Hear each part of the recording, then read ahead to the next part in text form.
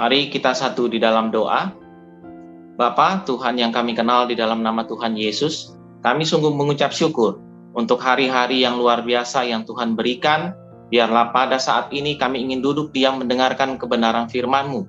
Berbicaralah kepada kami dan mampukan kami mengerti dan menangkap apa isi hati Tuhan. Tuhan berkati juga hamba-Mu yang menyampaikannya, Tuhan yang mengurapi. Terima kasih Bapa, di dalam nama Yesus hamba berdoa dan mengucap syukur. Haleluya. Amin. Shalom Bapak Ibu Saudara yang dikasih dalam Tuhan. Pada saat ini kita tahu setiap kita ini sekarang sedang hidup di dalam zaman kemerdekaan.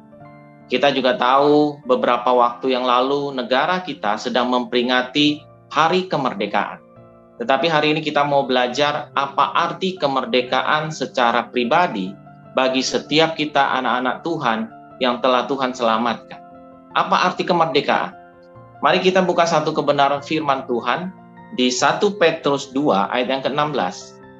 Rasul Petrus mengatakan, hiduplah sebagai orang merdeka dan bukan seperti mereka yang menyalahgunakan kemerdekaan itu untuk menyelubungi kejahatan-kejahatan mereka.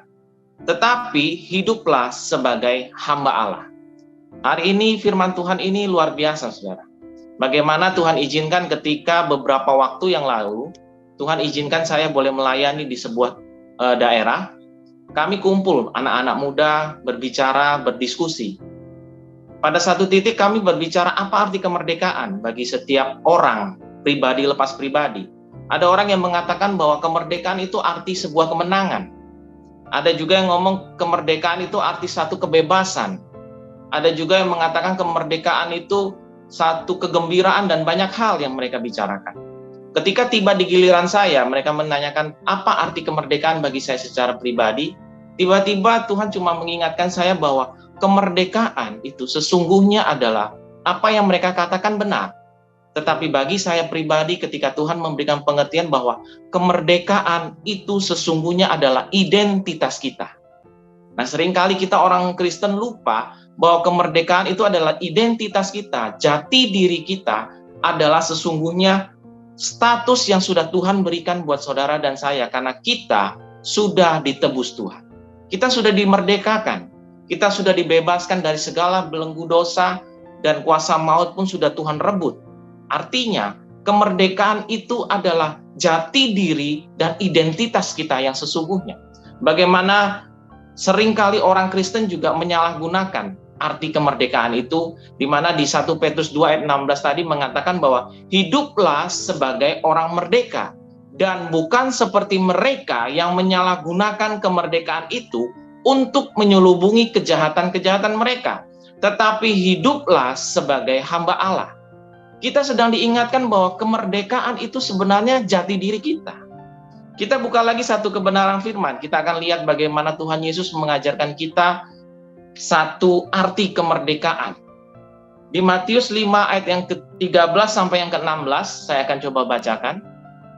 Di Matius 5 ayat yang ke-13 sampai yang ke-16, di sini Tuhan Yesus berkhotbah dan mengatakan bahwa kamu adalah garam dunia. Jika garam itu menjadi tawar, dengan apakah ia diasinkan? Tidak ada lagi gunanya selain dibuang dan diinjak orang. Kamu adalah terang dunia, kota yang terletak di atas gunung, tidak mungkin tersembunyi.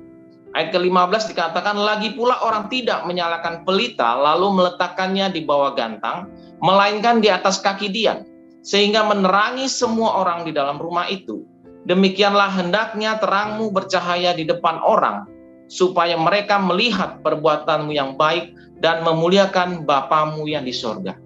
Kita kembali ke ayat 13, di sini dikatakan Tuhan Yesus sedang berkhotbah. Setelah Tuhan Yesus berkhotbah di bukit, Tuhan Yesus menjelaskan arti ini. Di mana di ayat firman Tuhan ini tidak ada Tuhan mengatakan bahwa kita, orang-orang Kristen, seringkali mendengar kita baru mau menjadi terang. Banyak orang yang mengajarkan kita harus menjadi terang. Itu tidak salah, itu benar. Tetapi seringkali orang Kristen ini tidak sadar sesungguhnya kita ini sudah menjadi garam dan sudah menjadi terang itu sendiri. Karena itu identitas kita, karena itu status kita. Di firman Tuhan tidak ada kita harus menjadi, artinya baru mau menjadi. Tetapi firman Tuhan di sini dikatakan bahwa kamu adalah garam. Artinya kita sudah menjadi garam. Kemudian di ayat yang ke-14 dikatakan, kamu adalah terang dunia. Artinya kita anak-anak Tuhan sudah menjadi garam dan sudah menjadi terang. Itu identitas kita yang sesungguhnya. Karena kita telah dimerdekakan dari dosa, sekarang kita harus menjadi garam dan menjadi terang. Menjadi garam artinya dimanapun kita berada, Tuhan ingin setiap anak-anak Tuhan itu keberadaannya dimanapun bisa dinikmati orang, bisa dirasakan orang. Keberadaan kita bisa menjadi berkat, bisa membuat orang merasakan sukacita, orang bisa merasakan ada damai sejahtera dengan kehadiran kita, karena status kita yang sudah bukan budak, bukan hambanya dosa, tetapi kita adalah hambanya Tuhan. Kalau kita miliknya Tuhan, pasti kita punya dampak dan kita akan memberikan rasa yang baik untuk bisa dinikmati oleh orang lain. Kemudian dikatakan, kamu adalah terang dunia. Dan firman Tuhan yang luar biasa di ayat ke-14 dikatakan, kamu adalah terang dunia, kota yang terletak di atas gunung. Dan kemudian kita lihat, dikatakan bahwa tidak mungkin tersembunyi. Luar biasa. Firman ini menguatkan saya secara pribadi. Saya merasakan bahwa Tuhan mengatakan kalau engkau dan saya status kita adalah anak-anak Tuhan yang merupakan terang dunia, terangnya kita itu tidak mungkin tersembunyi. Artinya semua orang pasti bisa melihat keberadaan kita karena kita anak-anak terang. Bagaimana Tuhan Yesus mengatakan dia adalah terang yang sesungguhnya. Kita pun sebagai anak-anaknya kita juga harus punya sifat yang sama. Karena status kita sudah dimerdekakan dari dosa dan kita adalah terang itu sendiri, bukan baru mau menjadi terang. Kalau kita terang, kita harus bisa dinikmati, saudara. Kita bisa memancarkan cahaya terang kasih Tuhan. Orang di dalam kegelapan pun, orang yang sedang tersesat pun, orang yang sedang susah pun, ketika kita datang, mereka akan bisa menikmati terang kita. Ini yang harus kita lakukan. Tapi seringkali orang Kristen kurang menyadarinya bahwa status kita ini bukan baru akan menjadi, tetapi kitalah sudah menjadi terang ketika kita percaya Yesus, ketika Roh Kudus telah dicurahkan dan ada di dalam hati kita. Itulah waktunya sudah kita menjadi terang dan menjadi garam itu sendiri. Dimanapun kita berada anak-anak Tuhan, kita harus menjadi berkat. Bukan mengejar berkat, tetapi ketika kita berada dimanapun, biarlah orang-orang di sekeliling kita bisa melihat perbuatan kita yang baik, karakter kita yang baik, tingkah laku kita yang baik, keadaan kita yang menyenangkan, sehingga banyak orang terberkati. Tetapi banyak juga orang-orang Kristen yang lupa dengan status kemerdekaannya sehingga mereka menyalahgunakan kemerdekaannya. Bagaimana di ayat ke-15, dikatakan lagi pula orang tidak menyalakan pelita lalu meletakkannya di bawah gantang, melainkan di atas kaki dian sehingga menerangi semua orang yang di dalam rumah. Artinya kalau di sini kita orang Kristen yang sering kali tidak sadar kalau dia terang, dia akan meletakkan pelita itu di bawah gantang. Artinya dia menutupinya. Banyak orang Kristen yang tidak sadar sehingga menyalahkan identitasnya, menyalahkan statusnya yang adalah anak-anak terang. Mereka tidak berfungsi karena mereka hidup dengan keduniawian yang menikmati kedagingan. Hari ini kita disadarkan kalau engkau anak-anak terang, kita harus memancarkan cahaya. Jangan menutupi terang kita. Izinkan terang kita itu boleh dinikmati oleh semua orang. Sehingga dikatakan di ayat yang ke-16, demikianlah hendaknya terangmu itu bercahaya di depan orang, supaya mereka melihat perbuatanmu yang baik dan memuliakan Bapamu yang di sorga. Haleluya, ini luar biasa bahwa kita diingatkan tujuan kita menjadi terang, tujuan kita sekarang sudah menjadi terang dan menjadi garam adalah untuk mempermuliakan nama Tuhan. Bagaimana di Rasul Petrus juga mengingatkan kita, agar kita anak-anak Tuhan yang sudah dimerdekakan, jangan menyalahgunakan kemerdekaan yang sudah Tuhan beri. Jangan sampai kita malah melakukan kejahatan-kejahatan, tetapi haruslah kita ini hidup kita sebagai hamba Allah. Hamba Allah artinya apa? Hidupnya benar, hidupnya taat, hidupnya setia, hidupnya memuliakan nama Tuhan. Biarlah firman Tuhan ini boleh menyadarkan kita jangan lagi sekarang menjadi orang-orang dunia yang selalu mencari identitas kita. Sesungguhnya identitas saudara dan saya adalah terang.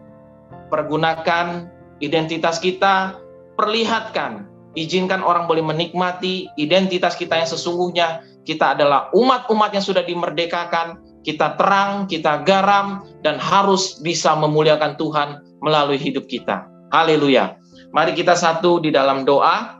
Bapa kami yang di dalam surga, yang kami kenal di dalam nama Tuhan Yesus, kami berdoa agar setiap kami mempunyai hati yang taat kepada firman Tuhan.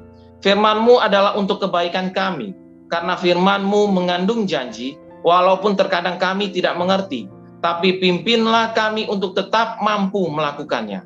Mari dekapkan tangan kita di dada. Jika saudara punya pergumulan, persoalan, tantangan di dalam karir, di dalam studi, di dalam keuangan, masalah keluarga, kesehatan, apapun itu juga, termasuk masalah perjodohan sekalipun, biarlah berkat Tuhan turun ke atasmu, dan kekuatan kasih Tuhan turun atasmu, dan percayalah, Tuhan akan membukakan pintu-pintu berkat, serta damai sejahtera Allah menaungimu senantiasa. Saudara-saudara terkasih, jika ada yang sakit, mari tumpangkanlah tanganmu di tempat bagian yang sakit, supaya menjadi sembuh. Di dalam nama Tuhan Yesus, percayalah, engkau akan dapatkan kesembuhan itu. Jika saudara masih membutuhkan pelayanan doa dan konseling, silakan menghubungi nomor-nomor yang tertera. Tuhan Yesus memberkati. Shalom.